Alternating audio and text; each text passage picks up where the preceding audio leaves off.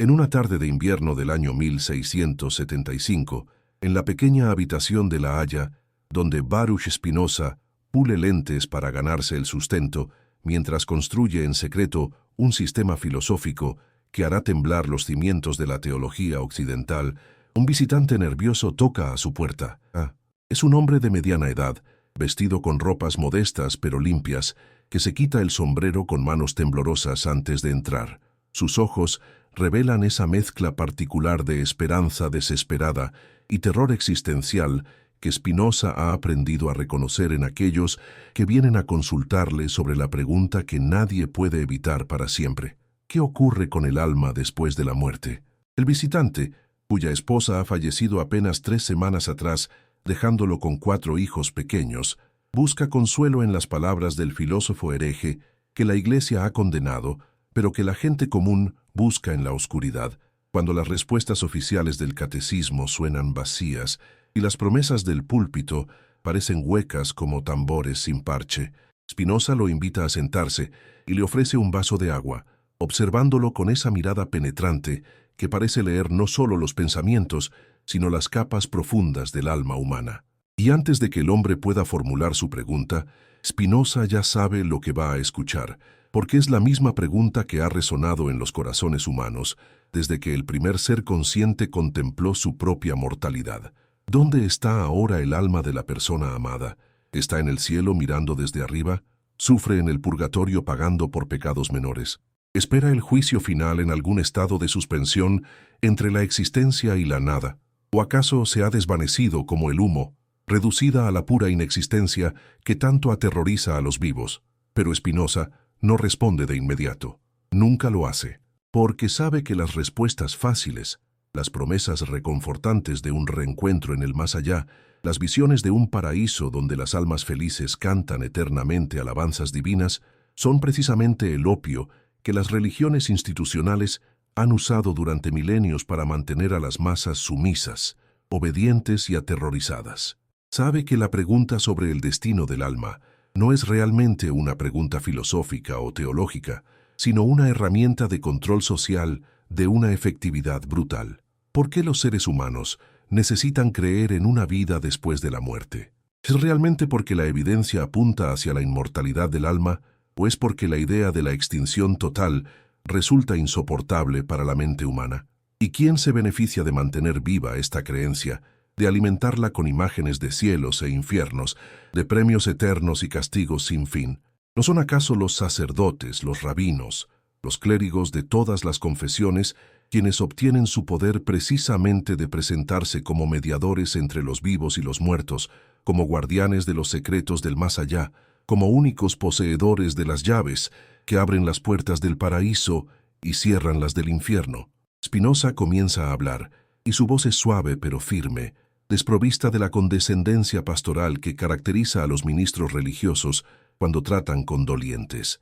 Le dice al hombre que la pregunta que ha formulado está mal planteada desde su raíz, porque asume cosas que deben ser cuestionadas antes de poder ser respondidas. Asume, en primer lugar, que existe algo llamado alma que es distinto e independiente del cuerpo. Asume que este alma sobrevive a la muerte física. Asume que hay lugares llamados cielo e infierno donde las almas van a residir. Asume que hay un juicio divino que determina el destino eterno de cada individuo.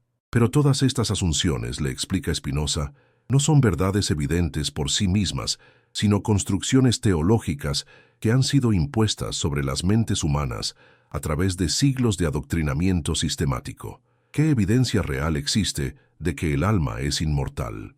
¿Dónde está escrito en el libro de la naturaleza, que es el único texto verdaderamente divino, que la conciencia individual persiste después de la desintegración del cuerpo? ¿Y por qué deberíamos confiar en las afirmaciones de textos antiguos escritos por pueblos que no conocían prácticamente nada sobre la naturaleza de la mente, el cerebro o la conciencia? El visitante escucha con una mezcla de fascinación y horror, porque lo que Spinoza está sugiriendo es profundamente herético, no solo para la Iglesia Católica, sino también para las comunidades protestantes e incluso para el judaísmo del cual el propio Spinoza fue expulsado. Está sugiriendo que toda la arquitectura teológica del más allá con sus elaboradas descripciones de cielos estratificados, purgatorios intermedios e infiernos de múltiples círculos, podría ser nada más que una ficción humana, una proyección de deseos y miedos sobre el vacío incomprensible de la muerte. Pero el hombre no se levanta indignado ni huye horrorizado. Algo en las palabras de Spinoza resuena con una parte profunda de sí mismo, que siempre ha sospechado que las respuestas oficiales eran demasiado convenientes, demasiado perfectamente diseñadas para calmar la ansiedad sin realmente explicar nada. ¿Cuántas veces ha escuchado desde el púlpito descripciones del cielo que suenan sospechosamente como versiones idealizadas de la vida terrenal, con calles de oro y banquetes eternos? ¿Cuántas veces las amenazas del infierno han sido usadas para aterrorizar a los fieles y mantenerlos en línea? ¿Y cuántas veces en la oscuridad de la noche ha sentido que algo en todo este sistema no encaja, que hay demasiadas contradicciones, demasiadas preguntas sin respuesta satisfactoria? Spinoza continúa su explicación, pero ahora profundiza en el análisis de los textos sagrados mismos. Le cuenta al visitante algo que muy pocos saben, que la Biblia hebrea, el Tanaj, prácticamente no contiene referencias a una vida después de la muerte durante la mayor parte de su composición. Los primeros libros del Antiguo Testamento hablan de Sheol, un lugar sombrío y nebuloso donde todas las almas, justas e injustas por igual, descienden después de la muerte para existir en una especie de semi-existencia sin conciencia real, sin castigos ni recompensas. No hay cielo ni infierno en el Pentateuco, no hay juicio final, no hay resurrección de los muertos. Estas ideas solo aparecen tardíamente en la literatura bíblica, influenciadas por el contacto con culturas persas y griegas que sí tenían elaboradas mitologías sobre el más allá. No es extraño que un concepto tan fundamental como la inmortalidad del alma esté prácticamente ausente de los textos más antiguos de la tradición judeocristiana. ¿No sugiere esto que la creencia en la vida después de la muerte no fue revelada por Dios, sino adoptada de otras culturas por razones muy terrenales y políticas? El análisis de Spinoza se vuelve aún más incisivo cuando examina cómo el cristianismo transformó completamente la escatología judía para crear un sistema de control basado en el miedo al castigo eterno. Jesús mismo, según los evangelios más antiguos, predicaba principalmente sobre el reino de Dios en la tierra, sobre la justicia social y la transformación del corazón humano. Pero a medida que la iglesia primitiva se institucionalizaba y buscaba consolidar su poder, el mensaje se transformó en uno obsesionado con la salvación individual del alma y la evitación del infierno. San Pablo, el verdadero fundador del cristianismo teológico según Spinoza, introdujo el concepto de pecado original y la necesidad de redención a través de la fe en Cristo, creando así un sistema en el cual todos los seres humanos nacen condenados y solo pueden salvarse sometiéndose a la autoridad de la Iglesia. ¿Qué clase de Dios crearía seres humanos condenados desde su nacimiento por un pecado que no cometieron? ¿Qué clase de justicia divina castiga eternamente errores temporales cometidos por seres finitos e imperfectos? ¿No parece más bien que este sistema fue diseñado no por la sabiduría infinita de un Dios amoroso, sino por la astucia muy humana de instituciones que buscaban mantener su dominio sobre las conciencias? Mientras Spinoza habla, las sombras en la habitación se alargan a medida que el sol invernal se oculta tras los tejados de la haya. La luz de una vela ilumina ahora los rostros de ambos hombres, proyectando sombras danzantes en las paredes donde cuelgan algunos dibujos geométricos que Spinoza utiliza en sus investigaciones ópticas. Hay algo profundamente conmovedor en esta escena. Dos seres humanos mortales, conscientes de su finitud, tratando de comprender uno de los misterios más antiguos de la existencia, no a través de las certezas reconfortantes de la religión institucional, sino mediante el ejercicio despiadado de la razón crítica. Y en algún lugar de este planeta donde tú que escuchas estas palabras te encuentras ahora, quizás en una ciudad bulliciosa de América Latina mientras el sol todavía brilla alto en el cielo, o en una metrópolis europea donde la noche ya ha caído, o en algún rincón de Asia donde el día apenas comienza, también tú te enfrentas a estas mismas preguntas. ¿Por qué no escribes en los comentarios desde qué país y ciudad nos acompañas en este momento y qué hora marca tu reloj? Comparte este viaje filosófico con alguien cercano, con ese amigo o familiar que también se hace estas preguntas en la soledad de sus pensamientos y que quizás necesita saber que no está solo en su búsqueda de verdad, porque la verdad, cuando es compartida, se multiplica como la luz de una vela que enciende otras velas sin disminuir su propia llama. Pero volvamos a esa habitación en La Haya, donde Spinoza ahora aborda directamente su propia concepción del alma y su destino. Para entender la posición de Spinoza, es necesario comprender primero su metafísica radical. Spinoza no cree en el dualismo cartesiano que separa mente y cuerpo como sustancias independientes. Para él, solo existe una sustancia infinita que él llama Dios o naturaleza, y todo lo que existe son modificaciones o modos de esta única sustancia. El cuerpo humano es un modo de la sustancia bajo el atributo de la extensión, y la mente humana es un modo de la misma sustancia bajo el atributo del pensamiento. No son dos cosas separadas que interactúan misteriosamente, sino dos aspectos de la misma realidad vista desde perspectivas diferentes. ¿Qué significa esto para la cuestión de la inmortalidad del alma? Significa que la idea tradicional de un alma espiritual que abandona el cuerpo al morir y continúa existiendo independientemente no tiene sentido en el sistema espinosista. Cuando el cuerpo muere y se desintegra, la mente, que era su correlato, también cesa de existir como entidad individual y consciente. Aquí es donde el visitante, que hasta ahora ha escuchado con atención pero sin interrumpir, finalmente habla. Su voz tiembla cuando pregunta: «Entonces, ¿estás diciendo que no hay nada después de la muerte? ¿Que mi esposa simplemente dejó de existir? ¿Que todo lo que era su personalidad, sus recuerdos, su amor, se ha desvanecido en la nada? ¿Que nunca volveré a verla? ¿Que la muerte es simplemente el fin absoluto de todo lo que somos?» La angustia en su voz es palpable, y Spinoza no la ignora ni la minimiza, porque aunque su filosofía es implacablemente racional, Spinoza no es insensible al sufrimiento humano. Ha experimentado suficiente pérdida en su propia vida como para entender el dolor que causa la muerte de un ser amado. Pero su respuesta, cuando finalmente llega, es compleja y matizada, y revela una dimensión de su pensamiento que sus críticos han malinterpretado sistemáticamente.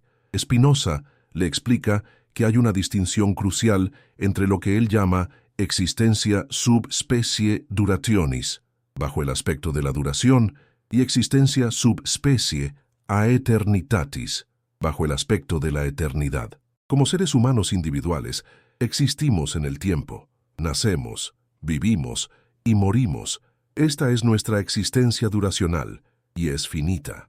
Pero en la medida en que nuestra mente es capaz de comprender verdades eternas, de entender las leyes necesarias de la naturaleza, de participar en el conocimiento de tercer género, que Spinoza llama scientia intuitiva o conocimiento intuitivo, en esa medida participamos en lo eterno. No es que el alma individual sobreviva a la muerte corporal, sino que hay algo en la actividad mental más elevada que trasciende la temporalidad y participa en la eternidad de la sustancia infinita. ¿Pero qué significa esto realmente?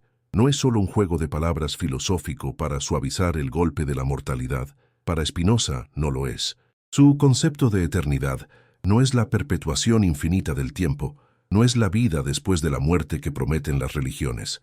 Es más bien una cualidad de experiencia, una forma de conocimiento y de ser que es intrínsecamente atemporal. Cuando la mente humana comprende algo verdaderamente, cuando capta una verdad matemática o filosófica, cuando experimenta lo que Spinoza llama amor dei intellectualis, el amor intelectual de Dios o la naturaleza, está participando en algo que no está sujeto al tiempo y la corrupción. Las verdades matemáticas, por ejemplo, no nacen ni mueren. El teorema de Pitágoras era verdadero antes de que existieran seres humanos para formularlo, y seguirá siendo verdadero después de que la humanidad se extinga. Y cuando una mente humana comprende este teorema, participa en su eternidad. ¿No hay algo profundamente reconfortante en esta idea, aunque sea diferente del consuelo fácil de las promesas religiosas convencionales? Pero el visitante no está convencido, porque lo que él busca no es la participación abstracta en verdades eternas, sino el reencuentro concreto con la persona amada.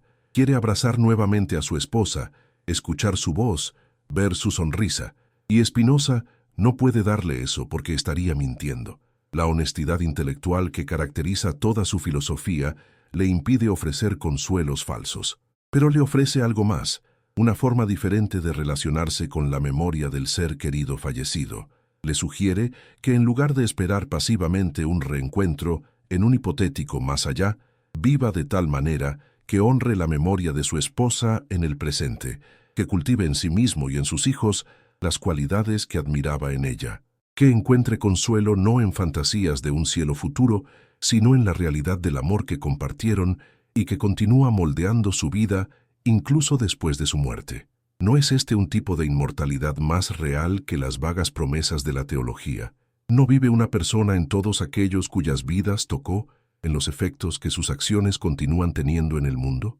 Mientras este diálogo transcurre en la habitación de Spinoza, en toda Europa, las iglesias están llenas de fieles que escuchan sermones sobre el juicio final, sobre la resurrección de los cuerpos, sobre la separación eterna de los elegidos y los condenados. Los sacerdotes católicos venden indulgencias prometiendo reducir el tiempo en el purgatorio. Los predicadores protestantes amenazan con el infierno a quienes no aceptan la correcta interpretación de las Escrituras. Los rabinos recitan el Kadish por los muertos y mantienen viva la esperanza en la llegada del Mesías, que resucitará a todos los justos de Israel. Todo este inmenso aparato teológico, con sus elaboradas doctrinas y rituales, con sus promesas y amenazas, con su poder para consolar y aterrorizar, depende fundamentalmente de la creencia en la vida después de la muerte. ¿Qué pasaría si esta creencia fuera expuesta como una ficción? Se derrumbaría todo el sistema. ¿Perderían las instituciones religiosas su poder sobre las conciencias? Spinoza sabe que estas son preguntas peligrosas. Ya ha pagado el precio por su honestidad intelectual con la excomunión de la comunidad judía de Ámsterdam, un sherem o anatema que lo declaró maldito y lo separó de su pueblo. Las palabras de la sentencia de excomunión todavía resuenan en su memoria. Nadie puede hablarle, nadie puede darle refugio bajo el mismo techo. Nadie puede leer sus escritos, nadie puede estar a menos de 4 codos de distancia de él. Fue condenado al ostracismo social más completo por atreverse a cuestionar las doctrinas religiosas tradicionales.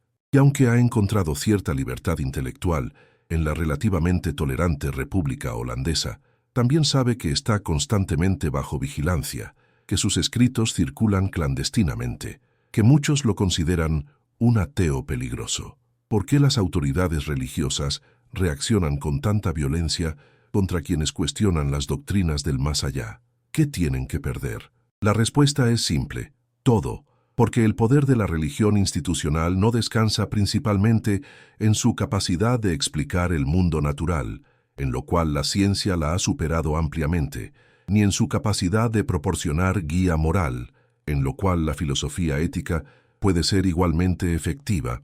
El verdadero poder de la religión reside en su monopolio sobre el más allá, en su pretensión de conocer y controlar el destino post-mortem de las almas humanas.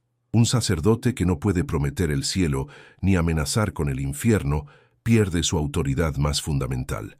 Una iglesia que no puede interceder por las almas de los muertos pierde su razón de existir. Todo el sistema de sacramentos, penitencias, indulgencias, misas por los difuntos, oraciones por los muertos, depende de la creencia de que existe un más allá donde estas acciones tienen efectos reales. ¿No es revelador que la Reforma protestante, que cuestionó muchas doctrinas católicas, mantuvo firmemente la creencia en el cielo y el infierno? ¿No sugiere esto que incluso los reformadores reconocían que esta creencia era demasiado útil como herramienta de control para abandonarla? Spinoza no se limita a señalar cómo las instituciones religiosas han explotado el miedo a la muerte. También analiza cómo este miedo ha distorsionado fundamentalmente la experiencia religiosa genuina. Porque si la verdadera espiritualidad consiste en comprender nuestra conexión con la totalidad de la naturaleza, en cultivar el amor intelectual de Dios que surge de esta comprensión, en vivir de acuerdo con la razón y la virtud, entonces la obsesión con la salvación personal del alma y la evitación del castigo eterno es en realidad una forma de egoísmo espiritual. La persona que es virtuosa solo porque espera una recompensa en el cielo o teme el castigo del infierno, no es realmente virtuosa. La verdadera virtud, según Spinoza, es su propia recompensa. El sabio actúa bien porque comprende que hacerlo es parte de la naturaleza racional del ser humano, no porque espera compensación futura. ¿No es profundamente revelador que la mayoría de las religiones necesiten apelar a recompensas y castigos post-mortem para motivar el comportamiento ético? ¿No sugiere esto una desconfianza fundamental en la capacidad humana para el bien? El visitante, que ha permanecido sumido en sus pensamientos durante la última parte de la explicación de Spinoza, finalmente pregunta algo que va al corazón del asunto. Pero si no hay vida después de la muerte en el sentido tradicional, ¿qué sentido tiene esta vida? ¿Por qué luchar? ¿Por qué sufrir? ¿Por qué amar si todo termina en la nada? ¿No es la creencia en la inmortalidad del alma lo que le da significado y propósito a la existencia humana? Esta pregunta es crucial porque toca el argumento pragmático que los defensores de la religión tradicional siempre utilizan. Aunque no podamos probar la existencia del más allá, la creencia en él es necesaria para mantener el orden moral y psicológico de la sociedad. Sin la esperanza del cielo y el miedo al infierno, ¿no se desataría el caos? La respuesta de Spinoza es tanto filosófica como existencial. Le dice al visitante que la pregunta misma está basada en una premisa falsa, que el significado de la vida debe venir de algo externo a la vida misma, de alguna recompensa o justificación futura. Pero ¿por qué la vida necesita una justificación externa? ¿Por qué no puede ser significativa en sí misma? Cuando contemplamos la belleza de un atardecer, cuando experimentamos el amor de un amigo, cuando comprendemos una verdad profunda, cuando actuamos con compasión hacia otro ser que sufre, ¿necesitamos realmente que estas experiencias sean validadas por alguna continuación post-mortem para que sean valiosas? ¿No es más bien que la obsesión con el más allá nos impide valorar plenamente este mundo, esta vida, este momento presente que es todo lo que realmente tenemos? Spinoza desarrolla este argumento con mayor profundidad, apelando a su ética. Para él, el bien supremo no es la salvación del alma ni la vida eterna, sino lo que él llama beatitudo, la bienaventuranza o felicidad que surge del conocimiento y el amor de Dios, entendido como la totalidad de la naturaleza. Esta bienaventuranza no es algo que esperamos recibir después de la muerte, como recompensa por una vida virtuosa. Es algo que experimentamos aquí y ahora cuando vivimos de acuerdo con la razón y cultivamos lo que Spinoza llama afectos activos en lugar de pasivos. Los afectos pasivos son las emociones que surgen de causas externas y nos controlan: el miedo, el odio, la envidia, la esperanza infundada. Los afectos activos son las emociones que surgen de nuestra propia naturaleza racional: la alegría de comprender, el amor que nace del conocimiento, la generosidad que fluye de la fortaleza del alma. ¿No es revelador que las religiones institucionales cultivan principalmente afectos pasivos, como el miedo al castigo y la esperanza en recompensas futuras, mientras que desalientan el desarrollo de la razón autónoma que produciría afectos activos? A medida que la conversación se extiende, el visitante comienza a experimentar algo inesperado. El terror existencial que lo trajo a la puerta de Spinoza no ha desaparecido, pero se ha transformado en algo diferente. Empieza a comprender que tal vez el verdadero consuelo no viene de negar la realidad de la muerte con fantasías de reuniones celestiales, sino de aceptarla como parte natural del ciclo de la existencia y encontrar significado y belleza en la vida precisamente porque es finita. Como una melodía musical que debe terminar para ser completa, como una flor que florece, sabiendo que se marchitará, la vida humana adquiere su intensidad y su valor precisamente por su temporalidad. ¿No es cierto que las experiencias más preciosas son a menudo las más fugaces, que valoramos más intensamente lo que sabemos que no durará para siempre? Pero Spinoza no ha terminado, porque hay otra dimensión de su filosofía del alma que aún no ha explorado completamente en esta conversación, una dimensión que es quizás la más difícil de comprender, pero también la más profunda. Se trata de su concepción del conocimiento de tercer género o ciencia intuitiva y su relación con lo que él llama la eternidad de la mente. Spinoza distingue tres tipos de conocimiento. El primero es el conocimiento sensorial y la imaginación, que es confuso y puede llevarnos al error. El segundo es el conocimiento racional, que opera con ideas adecuadas y nos permite comprender las relaciones causales entre las cosas. Pero hay un tercer tipo de conocimiento que trasciende incluso la razón discursiva. Es la comprensión intuitiva directa de cómo las cosas particulares fluyen de la naturaleza eterna de Dios o la sustancia infinita. En este estado de conocimiento, la mente percibe las cosas no bajo el aspecto de la duración temporal, sino subespecie a eternitatis, bajo el aspecto de la eternidad. Cuando la mente alcanza este nivel de comprensión, cuando ve las cosas tal como son en su necesidad eterna, experimenta lo que Spinoza llama amor Dei intellectualis, el amor intelectual de Dios. Y este amor es en sí mismo eterno, porque es parte de la naturaleza eterna de Dios amándose a sí mismo a través de la mente humana. Esta es la forma más alta de bienaventuranza que un ser humano puede alcanzar, y es experimentada aquí y ahora, no después de la muerte. En la medida en que alcanzamos este estado, participamos en la eternidad, no como individuos que continúan existiendo después de la muerte corporal, sino como modos de la sustancia infinita que han llegado a comprender su propia naturaleza eterna. ¿Suena esto místico y difícil de comprender? Lo es. Spinoza mismo admite que muy pocas personas alcanzan este nivel de conocimiento, pero sostiene que es posible y que es el verdadero objetivo de la existencia humana. El visitante está confundido. Esto no se parece a nada que haya escuchado antes, ni en la sinagoga ni en la iglesia. No es el materialismo crudo que simplemente niega cualquier dimensión espiritual de la existencia, pero tampoco es el dualismo tradicional que promete una continuación de la existencia individual después de la muerte. Es algo intermedio y quizás más profundo, un reconocimiento de que hay aspectos de la experiencia humana que trascienden lo temporal sin necesidad de postular almas inmortales o mundos sobrenaturales. ¿Pero es esto suficiente? ¿Puede esto realmente reemplazar el consuelo de creer que volverá a ver a su esposa en el cielo? Spinoza, con una honestidad que es tanto brutal como compasiva, le dice que no sabe. No sabe si su filosofía puede proporcionar el mismo tipo de consuelo que las religiones tradicionales ofrecen. Lo que sí sabe es que ofrecer falsas esperanzas, por reconfortantes que sean, es una forma de engaño que finalmente causa más daño que bien. Porque cuando las promesas del más allá no se cumplen, o cuando la fe en ellas se desmorona, el creyente se encuentra en un vacío aún más devastador que el que hubiera experimentado si hubiera aprendido desde el principio a encontrar significado en esta vida sin depender de fantasías sobre la próxima. ¿No es mejor enfrentar la realidad de la muerte con honestidad y valor que esconderse detrás de creencias consoladoras pero infundadas? ¿No es más digno del ser humano racional aceptar su finitud que inventar mitologías elaboradas para negarla? La conversación llega a su fin cuando las campanas de una iglesia cercana marcan las horas del atardecer. El visitante se levanta, agradece a Spinoza y se prepara para partir.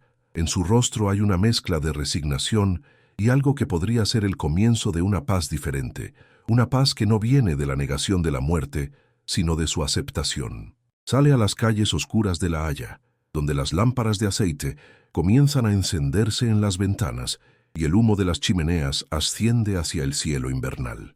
Y Spinoza, solo nuevamente en su habitación, vuelve a sus manuscritos donde está desarrollando estas ideas con el rigor sistemático que caracteriza su gran obra, la Ética, que no será publicada hasta después de su propia muerte, porque es demasiado peligrosa para ser compartida abiertamente en vida. Pero las ideas de Spinoza sobre el alma y la muerte no quedaron confinadas a esa habitación en La Haya. A pesar de la censura, a pesar de las condenas, a pesar de los esfuerzos de las autoridades religiosas de todas las confesiones por suprimir sus escritos, estas ideas comenzaron a circular, primero en manuscritos copiados a mano que pasaban clandestinamente de un lector a otro, luego en ediciones impresas en países con menor censura, finalmente en las grandes bibliotecas y universidades de Europa, y cada vez que alguien leía estas ideas, cada vez que alguien se enfrentaba a esta crítica devastadora de las concepciones tradicionales del alma y su destino post-mortem, algo se movía en los cimientos del edificio teológico que había dominado el pensamiento occidental durante más de 1000 años. No es notable que las ideas más peligrosas sean también las más difíciles de erradicar, que la verdad, por incómoda que sea, tiene una forma de sobrevivir incluso a los intentos más violentos de suprimirla. Para comprender completamente la radicalidad de la posición de Spinoza sobre el alma y la muerte, es necesario contrastarla no solo con las doctrinas cristianas, sino también con toda la tradición platónica que había dominado la filosofía occidental desde la antigüedad. Platón, en diálogos como el Fedón y la República, había argumentado extensamente a favor de la inmortalidad del alma. Para Platón, el alma preexiste al cuerpo, es de naturaleza divina e imperecedera, y la muerte es simplemente la liberación del alma de la prisión del cuerpo. El mundo material es una copia imperfecta del mundo eterno de las ideas o formas, y el alma, que pertenece al mundo de las ideas, retorna allí después de la muerte corporal. Esta visión platónica fue adoptada y adaptada por el cristianismo primitivo, especialmente por padres de la Iglesia como San Agustín, creando así una síntesis entre filosofía griega y teología cristiana, que se convirtió en la ortodoxia dominante durante más de 1000 años. Spinoza rechaza completamente este dualismo platónico. Para él, no hay dos mundos, uno material y otro espiritual. Solo hay una realidad, la sustancia infinita que se manifiesta tanto como extensión cuanto como pensamiento. El alma no preexiste al cuerpo ni sobrevive a él como entidad separada. La mente y el cuerpo son dos aspectos de la misma cosa, dos formas de percibir la misma modificación de la sustancia única. Cuando Spinoza usa el término alma o mente, no se refiere a una sustancia espiritual inmortal, sino simplemente a la idea del cuerpo, al correlato mental de la existencia corporal. ¿No es esto profundamente desafiante para toda la tradición filosófica y teológica occidental? ¿No socava los fundamentos mismos sobre los cuales se han construido siglos de especulación sobre el más allá? Pero las implicaciones del rechazo espinosista de la inmortalidad personal del alma van mucho más allá de la filosofía académica. Tocan el corazón mismo de cómo los seres humanos se relacionan con la muerte y cómo las sociedades organizan sus prácticas funerarias, sus rituales de duelo, sus sistemas éticos. Si no hay un más allá donde las almas son juzgadas y recompensadas o castigadas, ¿qué sentido tienen todas las prácticas religiosas relacionadas con la muerte? ¿Para qué rezar por los muertos si no hay un purgatorio donde las oraciones puedan aliviar su sufrimiento?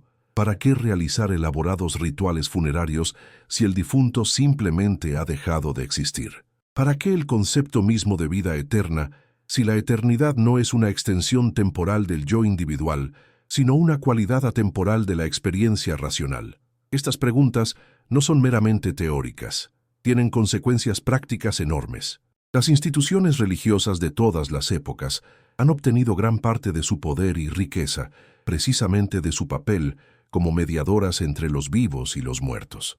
Los egipcios antiguos construyeron pirámides monumentales y desarrollaron elaborados rituales de momificación para asegurar la vida después de la muerte del faraón.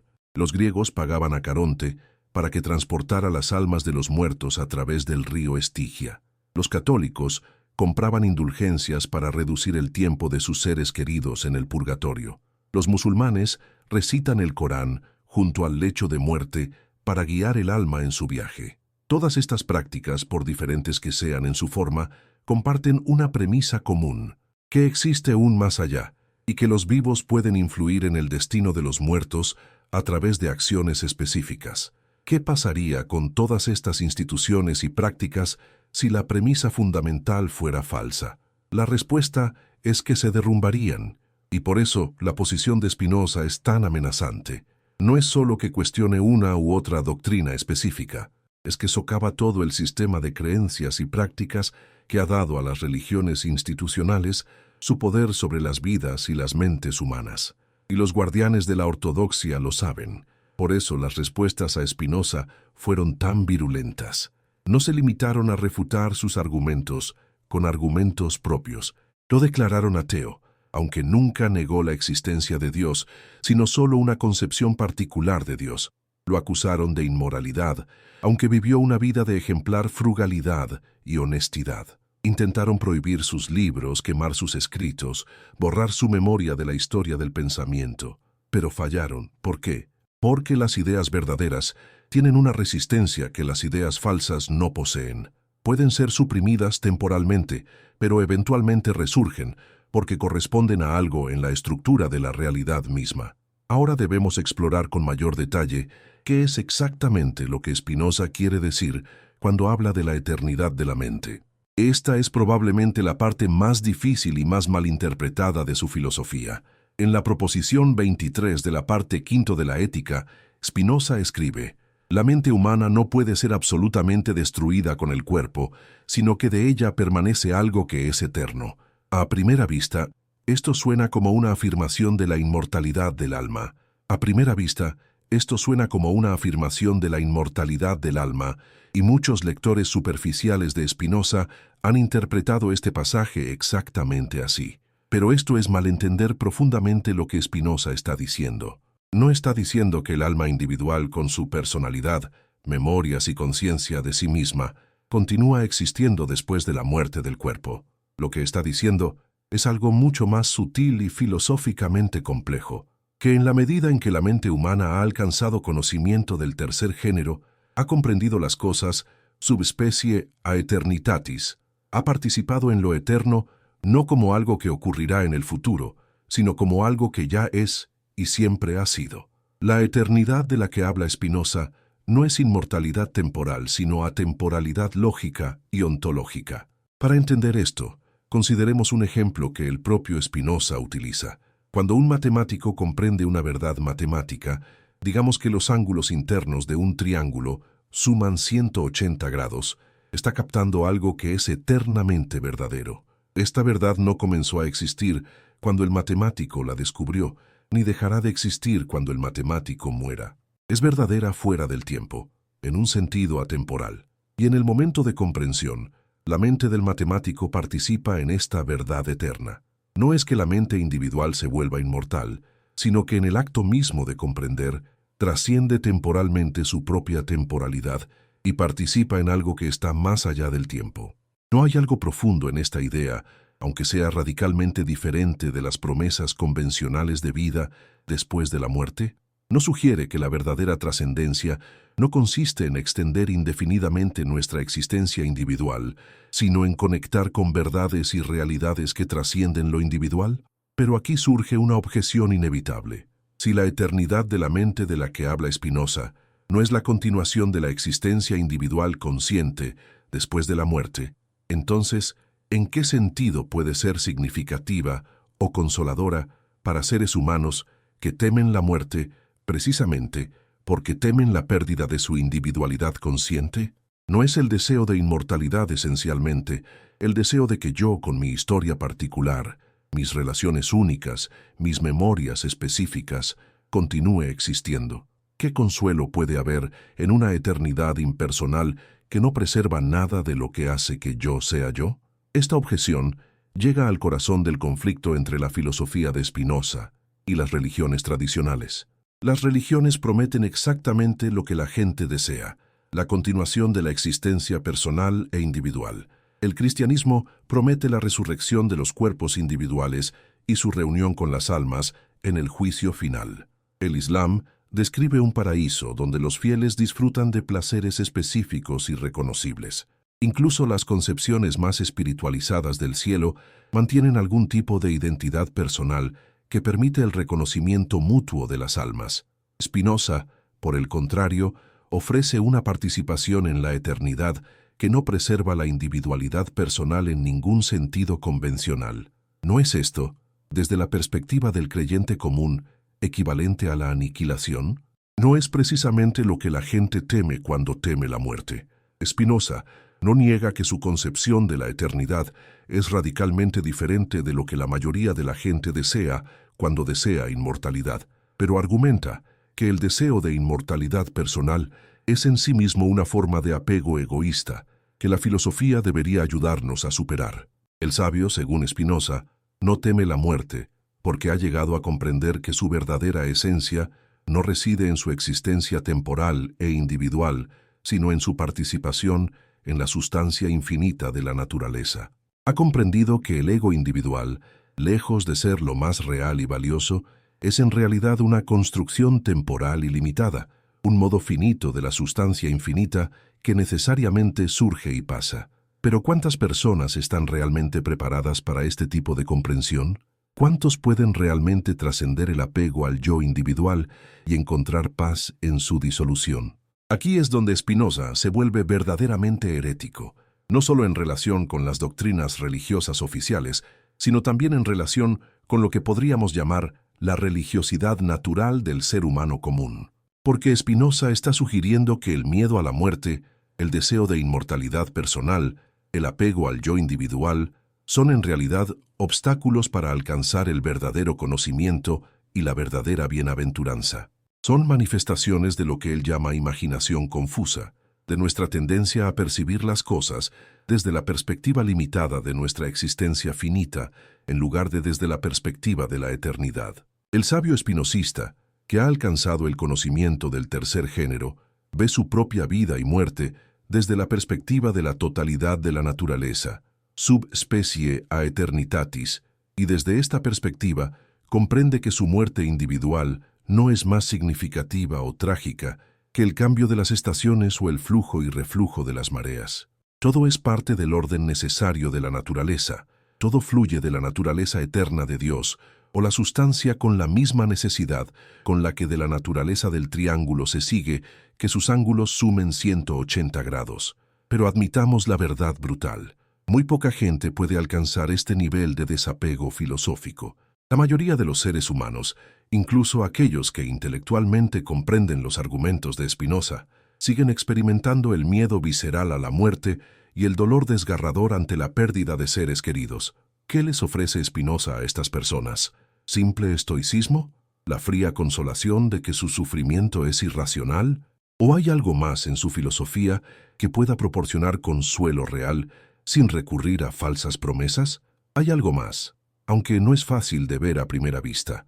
Spinoza desarrolla en la ética una teoría de los afectos o emociones que ofrece una alternativa práctica al sistema religioso de miedos y esperanzas. Según esta teoría, los seres humanos son naturalmente afectados por una variedad de pasiones que surgen de causas externas y que a menudo nos hacen infelices.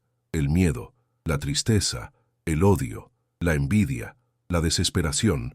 Estas son lo que Spinoza llama pasiones o afectos pasivos, porque somos pasivos en relación con ellas, somos sus víctimas. Pero también tenemos la capacidad de desarrollar lo que él llama afectos activos, emociones que surgen de nuestra propia naturaleza racional y que nos hacen más poderosos y más alegres. El conocimiento mismo, la comprensión de cómo las cosas son necesariamente como son, genera alegría.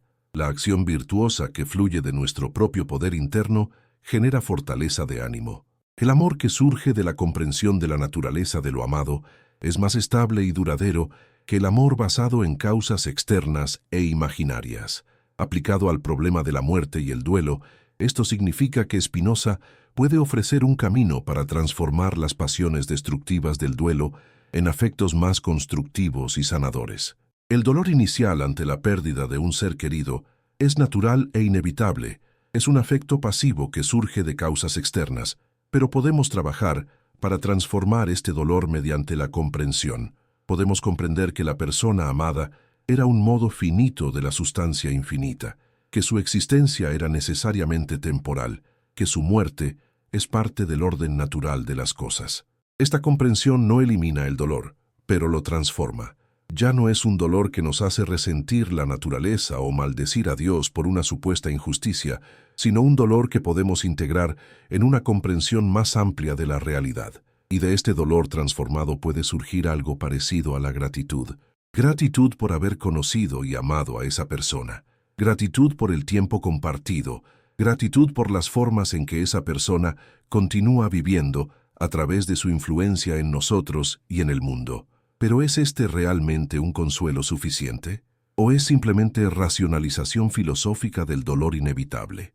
La respuesta depende en gran medida de cada individuo y de su capacidad para el pensamiento filosófico. Para algunos, como aquel visitante que vino a buscar a Spinoza esa tarde de invierno en La Haya, estas ideas pueden ofrecer un camino hacia la paz que las promesas convencionales de la religión no proporcionan, especialmente cuando esas promesas comienzan a sonar huecas o increíbles. Para otros, especialmente aquellos profundamente inmersos en sistemas de creencias religiosas tradicionales, las ideas de Spinoza parecerán frías, abstractas e insuficientes. ¿Y quién está en posición de juzgar cuál respuesta ante la muerte es más válida o más útil? Lo que no se puede negar es que Spinoza ha puesto el dedo en una herida profunda en el corazón de todas las religiones institucionales, la tensión entre lo que prometen y lo que pueden realmente entregar, entre las esperanzas que cultivan y las evidencias que pueden ofrecer. Cada religión tiene elaboradas doctrinas sobre lo que ocurre después de la muerte, descripciones detalladas de cielos e infiernos, procedimientos específicos para asegurar un buen destino post-mortem. Pero ninguna de estas doctrinas puede ser verificada o falsificada mediante la experiencia. Son todas, en última instancia, actos de fe, creencias basadas no en evidencia, sino en autoridad, tradición y el deseo desesperado de que sean verdaderas. ¿Y qué clase de fundamento es este para algo tan importante como el significado de la vida y la muerte? Las iglesias, sinagogas y mezquitas están llenas de personas que repiten credos, que afirman cosas sobre el más allá que nadie puede realmente saber. Recitan las palabras, participan en los rituales, pagan por las misas de difuntos, pero en el fondo de sus corazones, ¿cuántos realmente creen sin duda alguna? ¿Cuántos son simplemente demasiado asustados para admitir sus dudas, incluso ante sí mismos? ¿Cuántos continúan con las prácticas religiosas por hábito, por presión social, por miedo a la exclusión, sin realmente creer en las promesas que estas prácticas supuestamente aseguran? Y de aquellos que sí creen genuinamente, ¿cuántos han llegado a su creencia mediante un examen crítico de las evidencias y cuántos simplemente han aceptado lo que se les enseñó desde la infancia sin cuestionarlo nunca?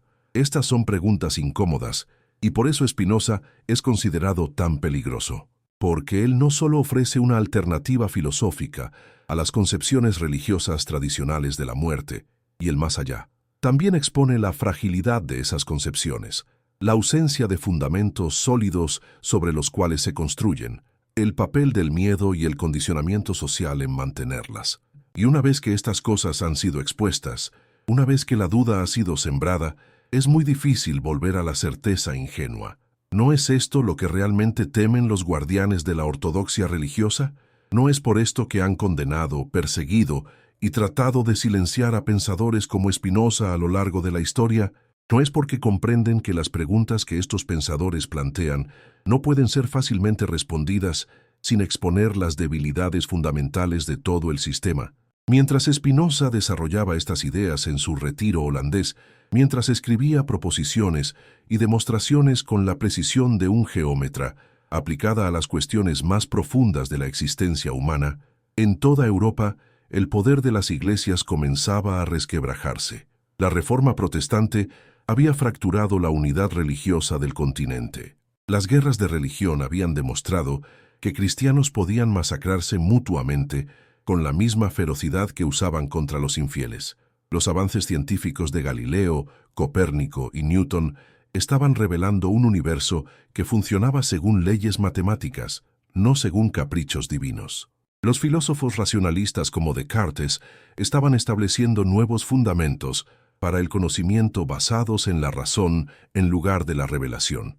Y en medio de todo esto, Spinoza llevaba la crítica racional más lejos de lo que nadie se había atrevido antes, cuestionando no solo esta o aquella doctrina religiosa, sino los fundamentos mismos de toda la empresa teológica. Pero no nos engañemos pensando que la batalla que Spinoza libró en el siglo XVII está terminada. Las mismas preguntas, los mismos conflictos entre razón y fe, entre evidencia y dogma, entre el deseo humano de consuelo y la honestidad intelectual, continúan hoy con la misma intensidad.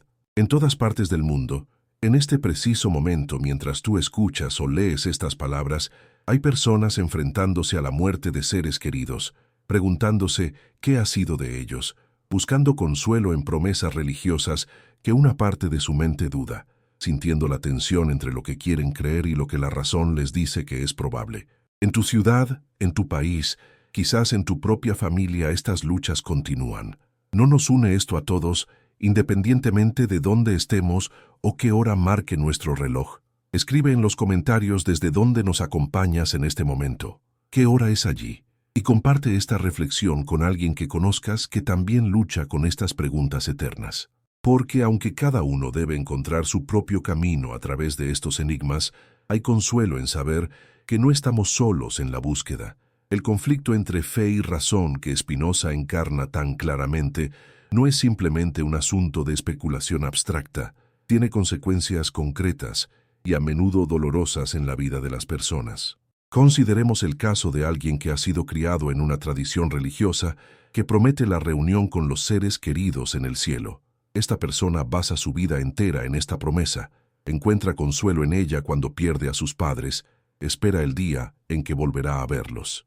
Pero luego, quizás en la universidad, quizás a través de la lectura, quizás simplemente a través de la reflexión propia, comienza a dudar. Lee a Spinoza o a otros filósofos críticos de la religión, estudia ciencia y aprende que la conciencia parece estar inextricablemente ligada a la actividad cerebral, que cuando el cerebro muere, no hay evidencia de que algo continúe. Las dudas crecen, se vuelven insostenibles, y finalmente esta persona llega a la conclusión de que las promesas religiosas en las que creyó toda su vida probablemente son falsas. ¿Qué ocurre entonces? Esta persona experimenta lo que podríamos llamar una segunda muerte de sus seres queridos. No solo han muerto físicamente, sino que ahora también ha muerto la esperanza de volver a verlos. El consuelo que sostuvo a esta persona a través del duelo inicial se ha desvanecido y el dolor regresa con renovada intensidad. ¿No es esto cruel? ¿No sería mejor, desde un punto de vista pragmático, mantener la creencia reconfortante incluso si probablemente es falsa? ¿No es este el argumento que muchas personas usan para justificar su adhesión a creencias religiosas que intelectualmente dudan, que incluso si no son verdaderas, son útiles y reconfortantes? Spinoza rechaza rotundamente este tipo de autoengaño pragmático. Para él, la verdad tiene valor intrínseco, independientemente de sus consecuencias emocionales. Creer algo porque queremos que sea verdad o porque creerlo nos hace sentir mejor no lo hace verdadero. Y vivir en una ilusión, por reconfortante que sea, es una forma de esclavitud. La verdadera libertad, la verdadera fortaleza de ánimo, viene de enfrentar la realidad tal como es, no tal como nos gustaría que fuera. Pero ¿cuántas personas tienen realmente esta fortaleza?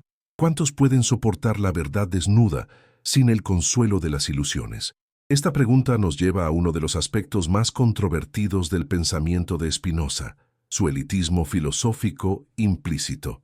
Aunque Spinoza argumenta que el conocimiento racional y la bienaventuranza que surge de él están potencialmente disponibles para todos, también reconoce que muy pocas personas realmente los alcanzarán. La mayoría de la humanidad, según Spinoza, vive en el nivel del primer género de conocimiento, el conocimiento sensorial e imaginativo, que es confuso y propenso al error. Algunas personas alcanzan el segundo género, el conocimiento racional, pero solo unos pocos raros individuos alcanzan el tercer género, el conocimiento intuitivo que permite ver las cosas subspecie aeternitatis y experimentar el amor intelectual de Dios. ¿Qué significa esto para la cuestión de cómo la mayoría de las personas deberían relacionarse con la muerte y el más allá? Está Spinoza sugiriendo que la mayoría debería continuar con sus creencias religiosas tradicionales porque no son capaces de alcanzar su filosofía más elevada. La respuesta de Spinoza a esta pregunta es compleja y a veces contradictoria. Por un lado, él es implacablemente honesto en su crítica de las supersticiones religiosas y no hace concesiones a la debilidad humana. Por otro lado, reconoce que la religión tradicional, aunque basada en la imaginación más que en el conocimiento racional, puede servir propósitos sociales útiles al promover la obediencia a la ley moral entre aquellos que no son capaces de ser virtuosos por razones puramente racionales. En su tratado teológico-político, Spinoza distingue entre filosofía, que es para los pocos que pueden alcanzarla, y religión, que es para las masas que necesitan ser guiadas mediante historias simples y mandamientos autoritarios. ¿No es esto profundamente condescendiente? ¿No sugiere que Spinoza, a pesar de su crítica del poder religioso, todavía acepta una jerarquía entre aquellos capaces de conocimiento verdadero y aquellos condenados a vivir en la ignorancia. Pero tal vez estamos siendo injustos con Spinoza, porque aunque reconoce que no todos alcanzarán el mismo nivel de conocimiento filosófico, también insiste en que todos tienen el derecho y la capacidad de pensar por sí mismos, de cuestionar las autoridades religiosas y políticas, de buscar la verdad mediante el uso de su propia razón. Su crítica de las instituciones religiosas no es que enseñan cosas falsas a personas que no pueden saber mejor, sino que deliberadamente mantienen a las personas en la ignorancia, que suprimen la libertad de pensamiento, que castigan el cuestionamiento y la duda. Las iglesias y sinagogas podrían servir propósitos útiles si simplemente enseñaran moralidad básica sin todas las doctrinas supersticiosas sobre milagros, profecías y el más allá. Podrían ayudar a las personas a vivir mejor sin aterrorizarlas con amenazas de condenación eterna o manipularlas con promesas de recompensas celestiales. Pero ¿estarían las instituciones religiosas dispuestas a aceptar este papel más modesto? ¿Renunciarían voluntariamente a su poder sobre el más allá, que es la fuente de su mayor autoridad? Por supuesto que no, y por eso el conflicto entre la filosofía espinosista y la religión institucional es fundamentalmente irreconciliable. No es simplemente un desacuerdo sobre doctrinas específicas que podría resolverse mediante el diálogo y el compromiso. Es un choque entre dos visiones completamente incompatibles de la realidad, el conocimiento y la autoridad. Para Spinoza, la realidad es la naturaleza gobernada por leyes necesarias y comprensibles mediante la razón. El conocimiento viene de la aplicación rigurosa de la razón, no de la revelación o la tradición, y la autoridad, en la medida en que existe, reside en la verdad misma, no en instituciones que reclaman ser sus guardianes. Para las religiones institucionales, la realidad incluye un orden sobrenatural que trasciende la naturaleza. El conocimiento más importante viene de la revelación divina transmitida a través de textos sagrados y autoridades religiosas, y la autoridad reside en estas instituciones que tienen el mandato divino de interpretar la revelación y guiar a los fieles hacia la salvación. Estas dos visiones no pueden coexistir pacíficamente. O bien la razón es la autoridad final, en cuyo caso las religiones deben someterse a su escrutinio y abandonar cualquier doctrina que no pueda ser racionalmente justificada. O bien la revelación es la autoridad final, en cuyo caso la razón debe ser subordinada y limitada para no cuestionar las verdades reveladas. Spinoza eligió el primer camino y pagó el precio. Fue excomulgado por los judíos, condenado por los cristianos. Sus libros fueron prohibidos. Su nombre se convirtió en sinónimo de ateísmo y herejía. Pero sus ideas sobrevivieron y eventualmente transformaron el pensamiento occidental. ¿No es irónico que un hombre que negó la inmortalidad personal del alma haya alcanzado un tipo de inmortalidad que ninguna doctrina religiosa podría garantizar? La inmortalidad de las ideas que continúan influyendo en el pensamiento humano siglos después de su muerte. Ahora debemos profundizar en un aspecto específico de la crítica de Spinoza a las concepciones religiosas del más allá. Su análisis de cómo el miedo ha sido utilizado sistemáticamente para controlar a las masas. Spinoza observa que todas las religiones institucionales utilizan el miedo como herramienta principal de control, el miedo al castigo divino en esta vida, el miedo al infierno en la próxima vida, el miedo a la excomunión y el ostracismo social, el miedo a la condenación eterna. Este miedo no es un efecto secundario accidental de la doctrina religiosa, sino su característica central y deliberada. Las religiones necesitan que sus fieles tengan miedo, porque el miedo los hace obedientes, sumisos, dispuestos a aceptar la autoridad de los clérigos sin cuestionamiento. Consideremos cómo funciona esto en la práctica. Desde la infancia, a los niños se les enseña que existe un Dios que observa cada uno de sus pensamientos y acciones, que lleva un registro de cada pecado, por pequeño que sea, y que al final de sus vidas los juzgará y determinará si pasarán la eternidad en el gozo del cielo o en los tormentos del infierno.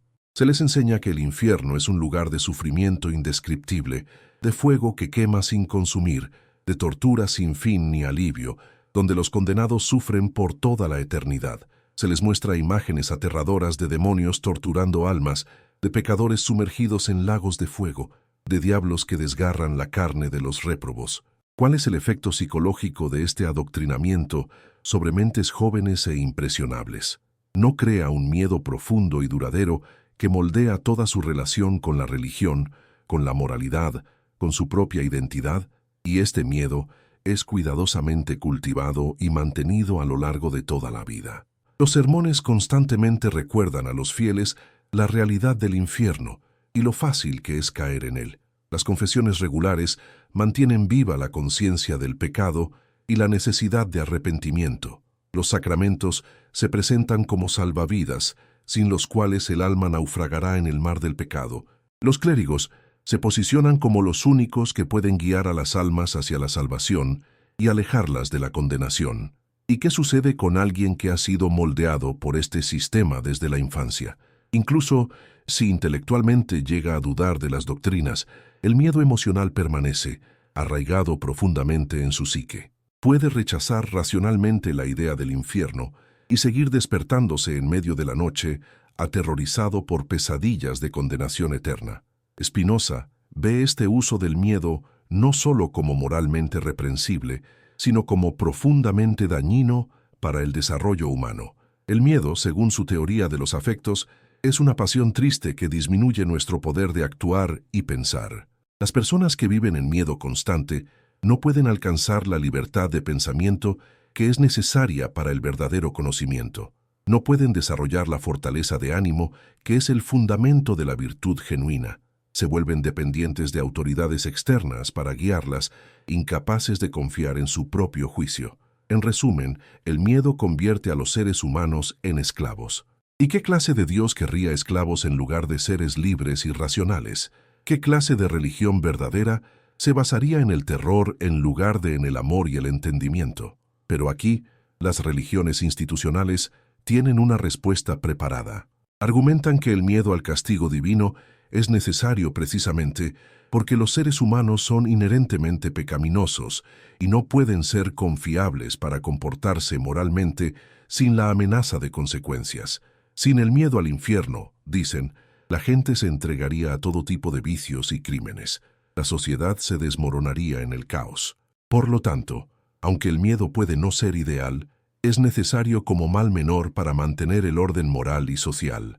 Este es el argumento que ha sido usado durante siglos para justificar no solo las doctrinas del infierno, sino también la Inquisición, las hogueras, las torturas y todas las demás atrocidades cometidas en nombre de la defensa de la fe. Spinoza rechaza este argumento con varios contraargumentos poderosos. Primero, observa que las sociedades más teocráticas y religiosas no son necesariamente las más morales. De hecho, a menudo son las más crueles y violentas. Las guerras de religión que devastaron Europa, las masacres de herejes, la quema de brujas, la esclavitud justificada teológicamente, todas estas atrocidades fueron cometidas por personas profundamente religiosas que temían el infierno y esperaban el cielo. El miedo al castigo divino claramente no previene el mal y a menudo lo alimenta. Segundo, argumenta que la verdadera moralidad no puede basarse en el miedo o en la expectativa de recompensas. Una persona que es honesta solo porque teme el castigo o espera una recompensa no es realmente honesta. Está simplemente calculando su propio interés. La virtud genuina, según Spinoza, debe fluir de la comprensión racional de lo que es bueno y del deseo natural de realizar nuestra propia naturaleza de la manera más completa. Tercero, observa que la idea de que los seres humanos son inherentemente pecaminosos y no pueden confiar en sí mismos es una doctrina que convenientemente sirve a los intereses de las instituciones religiosas al hacerlas necesarias, pero no está apoyada por la observación empírica de la naturaleza humana. De hecho, Spinoza tiene una visión mucho más optimista de la naturaleza humana que las religiones tradicionales. No cree que los seres humanos sean inherentemente malos o corruptos. Cree que todos los seres naturalmente buscan lo que perciben como bueno para ellos y evitan lo que perciben como malo. El problema no es que los humanos sean malvados, sino que a menudo tienen ideas confusas sobre qué es realmente bueno para ellos. Persiguen placeres momentáneos que conducen a dolor a largo plazo. Se dejan dominar por pasiones que los hacen infelices. Actúan por ignorancia más que por malicia. La solución no es aterrorizar a las personas con amenazas de castigo eterno, sino educarlas para que comprendan mejor sus propios intereses verdaderos. Ayudarlas a desarrollar su razón para que puedan distinguir entre bienes genuinos y aparentes. Cultivar en ellas afectos activos que surgen de su propia naturaleza racional, en lugar de afectos pasivos que surgen de causas externas. Esta visión spinozista de la ética, basada en la razón y el autointerés correctamente entendido, en lugar de en el miedo y la obediencia, es profundamente subversiva de toda la estructura de la moralidad religiosa tradicional. Porque si Spinoza tiene razón, entonces los 10 mandamientos, los sistemas elaborados de pecados y penitencias, las amenazas del infierno y las promesas del cielo, todo el aparato moral que las religiones han construido durante milenios, es no solo innecesario, sino contraproducente. En lugar de ayudar a las personas a ser más virtuosas, las hace menos virtuosas al entrenarlas para actuar por motivos externos en lugar de desde su propia comprensión racional. ¿No es esto un desafío radical, no solo a las doctrinas teológicas, sino a toda la práctica moral de las religiones institucionalizadas? Y aquí llegamos al corazón de por qué Spinoza es considerado tan peligroso, no solo por las autoridades religiosas de su época, sino por muchos pensadores religiosos, incluso hoy. No es simplemente porque niega la inmortalidad personal del alma, o porque critica las concepciones tradicionales de Dios. Es porque ataca el mecanismo mismo mediante el cual las religiones mantienen su poder, el control sobre el miedo a la muerte y a lo que viene después. Si las personas ya no temen el castigo eterno, si ya no esperan recompensas celestiales, si comprenden que la moralidad debe basarse en la razón y el autointerés correctamente entendido, en lugar de en mandatos divinos arbitrarios, entonces ¿qué poder les queda a las instituciones religiosas? ¿Qué función tendrían en la sociedad? La respuesta, según Spinoza, es que podrían tener una función útil, pero mucho más modesta. Podrían enseñar moralidad básica mediante historias y ejemplos accesibles para aquellos que no tienen la educación o la inclinación para la filosofía. Podrían proporcionar comunidad y apoyo social. Podrían mantener tradiciones culturales, pero tendrían que renunciar a todas sus pretensiones de autoridad absoluta sobre la verdad, a su monopolio sobre la salvación, a su poder de aterrorizar a los fieles con amenazas de condenación eterna. Tendrían que aceptar ser sometidas al escrutinio de la razón, como cualquier otra institución humana. Y esto, por supuesto, es precisamente lo que ninguna religión institucional ha estado dispuesta a hacer voluntariamente. Por eso la publicación de las obras de Spinoza causó tal escándalo. Por eso fueron inmediatamente prohibidas por las autoridades eclesiásticas católicas y protestantes por igual. Por eso incluso los filósofos que en privado simpatizaban con muchas de sus ideas, públicamente se distanciaron de él por miedo a ser asociados con el hereje. Por eso durante décadas después de su muerte, el nombre de Spinoza fue usado como sinónimo de ateísmo, inmoralidad y peligro para el orden social. Porque lo que Spinoza había hecho era exponer las fisuras en los fundamentos del edificio religioso que había dominado la vida occidental durante más de 1000 años. Había demostrado que se podía cuestionar no solo esta o aquella doctrina específica, sino toda la arquitectura conceptual de la religión tradicional y todavía mantener un sistema ético coherente, una vida significativa y hasta una forma de espiritualidad. Y aunque los guardianes de la ortodoxia hicieron todo lo posible por suprimir sus ideas, no pudieron detener su propagación. Porque ideas que corresponden a algo en la estructura de la realidad tienen una forma de sobrevivir incluso a los intentos más violentos de erradicarlas. En el siglo XVIII, la Ilustración tomaría muchas de las ideas de Spinoza y las desarrollaría aún más. En el siglo XIX, la crítica bíblica histórica que Spinoza había iniciado se convertiría en una disciplina académica respetable. En el siglo XX, el secularismo que Spinoza había anticipado se convertiría en la norma en gran parte del mundo occidental. Y hoy, en el siglo XXI, mientras las instituciones religiosas tradicionales pierden cada vez más su poder en muchas sociedades, Las preguntas que Spinoza planteó hace más de 3 siglos siguen siendo relevantes. ¿Qué sucede realmente con el alma después de la muerte? ¿Tienen las religiones alguna base real para sus promesas y amenazas sobre el más allá? ¿Puede una ética genuina basarse en el miedo y la esperanza, o debe basarse en la razón y la comprensión?